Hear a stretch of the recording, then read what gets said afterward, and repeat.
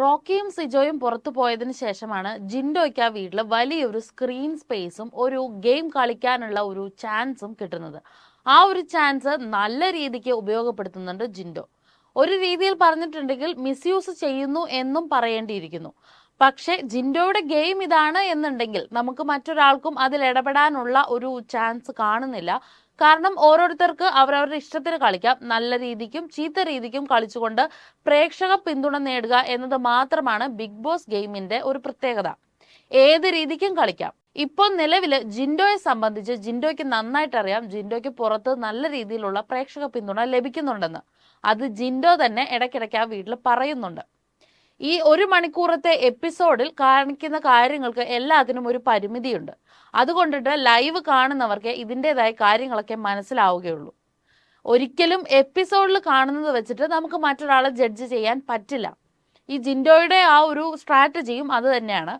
ഗബ്രിയും ജിൻഡോയും തമ്മിലുള്ള വഴക്കുകൾ ഇപ്പോൾ സ്ഥിരമായിട്ട് ആ വീട്ടിൽ നടക്കുന്നുണ്ട്. പ്രത്യേകിച്ച് ഈ കഴിഞ്ഞ ഒരാഴ്ച അതിപ്പോ ഒരു കാര്യമായൊരു സംഭവമായിട്ട് ആളുകൾ എടുക്കാതെ വരെ വരുന്നുണ്ട്. ബിഗ് ബോസ് വരെ മടുത്തൊരവസ്ഥയാണ്. ഇപ്പൊ നിലവിലെ ലൈവ് അപ്ഡേറ്റ് എന്താണെന്ന് വെച്ചിട്ടുണ്ടെങ്കിൽ ഇവർ തമ്മിൽ വഴക്കുണ്ടാക്കുന്ന സമയത്ത് ബിഗ് ബോസ് വിളിച്ച് ഇവരെ രണ്ടുപേരെയും വാൺ ചെയ്യുകയാണ്.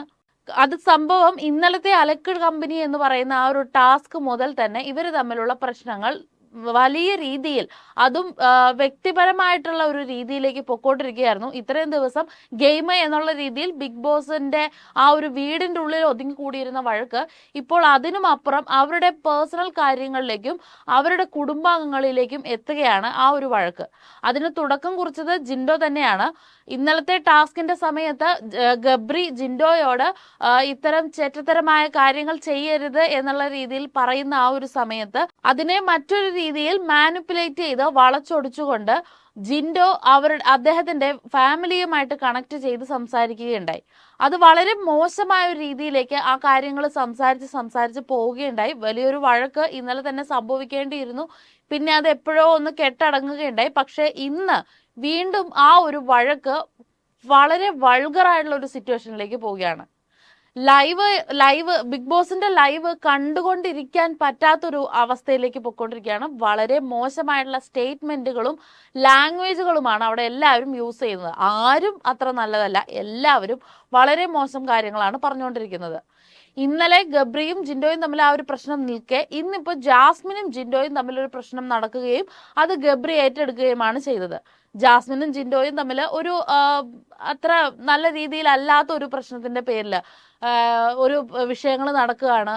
ജാസ്മിന്റെ ഹെൽത്തിനെ പറ്റിയിട്ടും നീറ്റ്നെസ്സിനെ പറ്റിയിട്ടൊക്കെ ജിൻഡോ മോശമായിട്ടുള്ള കമന്റുകൾ അടിക്കുകയും ജാസ്മിൻ അതിൽ വളരെ പെട്ടെന്ന് ട്രിഗർഡ് ആവുകയും നല്ല രീതിയിൽ പ്രൊവോക്ഡ് ആയി വന്നു നിന്ന് സംസാരിക്കുകയൊക്കെ ചെയ്യുകയാണ്. ആ ഒരു സിറ്റുവേഷനിൽ രണ്ടുപേരും അങ്ങോട്ടും ഇങ്ങോട്ടും മോശമായിട്ടും വൾഗറായിട്ടും സംസാരിച്ചു കൊണ്ടിരിക്കുമ്പോൾ അത് വന്ന് ഗബ്രി ഏറ്റെടുക്കുകയൊക്കെയാണ് ചെയ്തിട്ടുണ്ടായിരുന്നത്. ആ ഒരു ടൈമിൽ ജാസ്മിൻ ജിൻഡോയ്ക്കെതിരെ വുമൺ കാർഡ് ഇറക്കുകയാണ് ചെയ്തിട്ടുണ്ടായിരുന്നത്. വളരെ മോശമായിട്ടുള്ള കുറച്ച് കാര്യങ്ങളൊക്കെ ജിൻഡോയുടെ ഭാഗത്ത് ഒരു സ്റ്റേറ്റ്മെന്റ് ഒക്കെ വന്നതിന്റെ പേരിൽ തന്നെ ജാസ്മിൻ ഒരു വിമൻ കാർഡ് ഇറക്കുകയും ഗബ്രി ആ ഒരു കാര്യത്തിൽ ഏറ്റെടുത്തുകൊണ്ട് ഗബ്രി 2 ദിവസമായിട്ട് ജിൻഡോയെ പറ്റിയിട്ട് പറഞ്ഞുകൊണ്ടിരിക്കുന്ന ഒരു കാര്യമുണ്ട്, ഒരു സ്റ്റേറ്റ്മെന്റ് ഉണ്ട്. ആ ഒരു ഇതുമായിട്ട് റിലേറ്റ് ചെയ്തുകൊണ്ട് ഒരു വിക്ടിം കാർഡ് ഗബ്രി തിരിച്ച് ജിൻഡോയ്ക്കെതിരെ വീണ്ടും ഇറക്കുകയാണ് ചെയ്യുന്നത്. അതായത് ഗബ്രിയും ജാസ്മിനും ഇപ്പോൾ വുമൺ കാർഡും വിക്ടിം കാർഡും ജിൻഡോയ്ക്ക് നേരെ ഇറക്കിയിരിക്കുകയാണ്. പക്ഷെ ജിൻഡോയ്ക്ക് അതൊരു വീണ് കിട്ടിയ ഒരു വരം പോലെയാണ് ജിൻഡോ കാണുന്നത്. കാരണം ജിൻഡോയുടെ ഗെയിം സ്ട്രാറ്റജി അത് തന്നെയായിരുന്നു. അതിനുശേഷം ബിഗ് ബോസ് ഇവർ രണ്ടുപേരും കയ്യാങ്കളിയിലേക്ക് പോകുമെന്നുള്ള ഒരു സിറ്റുവേഷൻ ആയപ്പോൾ ബിഗ് ബോസ് വിളിച്ചു വരുത്തിയിട്ട് ഇതിപ്പോ പലതവണയായി നിങ്ങളെ ഞാൻ വിളിപ്പിക്കുന്നു, സ്ത്രീകളും കുട്ടികളും അടക്കം കാണുന്ന ഒരു ഷോയാണിത്, വീട്ടുകാരെ ഒരു വിഷയത്തിലേക്കും കൊണ്ടുവരാതിരിക്കുക, വലിച്ചിഴക്കരുത് എന്നുള്ള ശക്തമായ ഒരു താക്കീത് ബിഗ് ബോസ് ഇവർക്കെതിരെ കൊടുക്കുകയാണ്. രണ്ടുപേരും കാര്യങ്ങളൊക്കെ സംസാരിച്ച് കൺഫെഷൻ റൂമിൽ നിന്ന് ഇറങ്ങി വരികയാണ്. പക്ഷെ വീണ്ടും ആ ഒരു കാര്യവുമായിട്ട് ബന്ധപ്പെട്ടിട്ട് വീണ്ടും കാര്യങ്ങൾ സംസാരിച്ച് വരികയാണ്. കയ്യാങ്കളിയിലേക്ക് പോകാനുള്ള എല്ലാവിധ ചാൻസും കാണുന്നുണ്ട്. കാരണം ജിൻഡോയ്ക്ക് വേണ്ടുന്നതും അത് തന്നെയാണ്, ഗബ്രിക്ക് വേണ്ടതും അത് തന്നെയാണ്. ജിൻഡോയുടെ ഒരു ഗെയിം സ്ട്രാറ്റജി എന്തെന്ന് വെച്ചിട്ടുണ്ടെങ്കിൽ ഒരു കണ്ടസ്റ്റന്റിനെ പറ്റി വളരെ മോശമായിട്ട് അല്ലെങ്കിൽ വളരെ ട്രിഗേർഡ് ആവുന്ന രീതിയിലുള്ള ഒരു സ്റ്റേറ്റ്മെന്റ് പറയുക. അത് ഭയങ്കര മോശമായിട്ടായിരിക്കും. നമുക്കത് കേൾക്കുമ്പോൾ വല്ലാതെ വിഷമം തോന്നുന്ന അല്ലെങ്കിൽ ഹേർട്ട് ആവുന്ന രീതിയിലുള്ള ഒരു കാര്യമായിരിക്കും ജിൻഡോ പറയുണ്ടാവുക. ആ ഒരു കാര്യത്തിൽ അവരതിനെ ഏറ്റുപിടിച്ചുകൊണ്ട് ട്രിഗേർഡ് ആവുകയും തിരിച്ചതും ഇതും പറയുകയും മോശമായിട്ടുള്ള കാര്യങ്ങൾ അങ്ങോട്ടും ഇങ്ങോട്ടും ആർഗ്യുമെന്റ് നടക്കുകയും ചെയ്യും. ഈ ആർഗ്യുമെന്റിന്റെ അവസാനം ജിൻഡോ ഒരു കരച്ചിൽ അങ്ങോട്ട് പാസ്സാക്കും. ഈ ഒരു സിമ്പതി ട്രാക്ക് ക്രിയേറ്റ് ചെയ്ത് അതിനുശേഷം ജിൻഡോ ഒറ്റയ്ക്ക് പോയിരിക്കും. അപ്പൊ ആ ഒരു എന്താ പറയുക, ആ ഒരു ഒറ്റയ്ക്ക് പോയി ഇരുന്ന് കൊണ്ടിട്ടുള്ള ഒറ്റപ്പെടൽ സ്ട്രാറ്റജിയും ഒരു സിമ്പതി ട്രാക്കും ഒക്കെ കൂടെ ചേർത്തിട്ടാണ് ജിൻഡോയുടെ ഗെയിം പ്ലാൻ വരുന്നത്. ഓഫ് കോഴ്സ് ഈ ഒരു കാര്യത്തിലേക്ക് വന്നു കഴിഞ്ഞു കഴിയുമ്പോൾ പുറമേ കാണുന്ന പ്രേക്ഷകരെ സംബന്ധിച്ചിടത്തോളം ജിൻഡോ അവിടെ ഒറ്റപ്പെട്ട് നിൽക്കുകയാണ് എന്നുള്ള ഒരു സിമ്പതി ജിൻഡോയോട് ക്രിയേറ്റ് ആവുകയും വലിയ രീതിയിലുള്ള പ്രേക്ഷക പിന്തുണ ജിൻഡോയ്ക്ക് കിട്ടുകയും ചെയ്യുന്നുണ്ട്. ഇത് തന്നെയാണ് ജിൻഡോയുടെ ഗെയിം, ഇതാണ് ഗെയിം എന്ന് ആ വീട്ടിലുള്ള ഈച്ച് ആൻഡ് എവരി വണ്ണും അറിയാം. പക്ഷെ എന്നാൽ പോലും ആ ഒരു ഇതിലേക്ക് തല വെച്ച് കൊടുക്കുകയാണ് എല്ലാവരും ചെയ്യുന്നത്. ഗെയിം ഇതാണെന്ന് മനസ്സിലാക്കി അയാൾക്ക് അവിടെ ഒരു സ്ക്രീൻ സ്പേസും ചാൻസും ഉണ്ടാക്കി കൊടുക്കാതിരിക്കാനല്ല ആരും ശ്രമിക്കുന്നത്. എല്ലാവരും വീണ്ടും അതിൽ പ്രൊവോക്ഡ് ആയിക്കൊണ്ട് ജാസ്മിൻ തന്നെ പറയുന്നുണ്ട്, ഇയാളുടെ ഗെയിം ഇതാണെന്ന് അറിയാം, പക്ഷെ ഇത്രയും മോശമായിട്ടുള്ള കാര്യങ്ങൾ പറയുമ്പോൾ എങ്ങനെയാണ് പ്രതികരിക്കാതിരിക്കുക എന്നുള്ളതാണ് അവർ പറയുന്നത്.